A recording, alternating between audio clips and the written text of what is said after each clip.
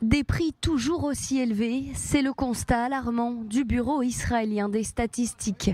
En un an, les prix du logement en Israël ont augmenté de 10,3% et ne serait-ce que depuis le 15 novembre dernier, les prix de l'immobilier ont grimpé de 0,9%, du jamais vu en 10 ans. C'est une augmentation délirante. Depuis que j'ai acheté mon appartement à Tel Aviv, les prix ont augmenté de 150, 200%. C'est dingue. Et toutes les villes du pays sont concernées. Jérusalem a vu une augmentation de 11,5%, 9% de plus à Tel Aviv. Les prix de l'immobilier ont également augmenté de 9,9% à Haïfa. En 2011, pour un appartement de 4 pièces à Tel Aviv, il fallait compter environ 1 450 000 shekels, soit plus de 410 000 euros. Maintenant, pour ce même bien, il faut compter plus de 4 millions de shekels, soit plus d'1 130 000 euros. Des loyers le plus souvent inabordables, en particulier pour les jeunes.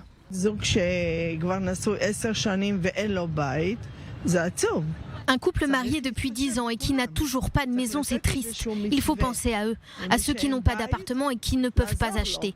Il faut les aider en plafonnant les prix pour qu'ils puissent acheter parce que tout le monde veut un appartement, y compris mes propres enfants.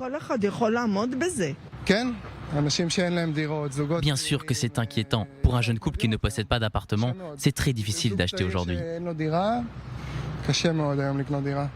Alors pourquoi les prix de l'immobilier et du logement sont si chers ici en Israël? Il faut comprendre que le problème vient de l'offre et de la demande. Il y a tout simplement pas assez de logements, pas assez de projets immobiliers ici en Israël. Or, il y a de plus en plus d'Israéliens qui souhaitent et qui veulent louer ou acheter des appartements. C'est donc le problème. Il n'y a pas assez d'offres pour trop de demandes ici en Israël.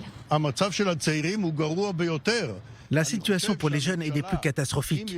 Je pense que si le gouvernement ne fait rien pour changer les choses, pour libérer des terres afin de construire des logements, les jeunes quitteront tout simplement le pays. Et qui partiront? Les jeunes les plus doués et les plus intelligents. Ils n'auront pas d'autre choix que de partir à l'étranger. La solution donc, construire davantage de logements dans le pays. Le ministre des Finances a fait de la crise des logements sa nouvelle priorité. Avigdor Lieberman promet d'ici à 3-4 ans de réduire l'écart entre l'offre et la demande et de construire davantage de logements. D'ici là, les prix risquent de continuer à grimper.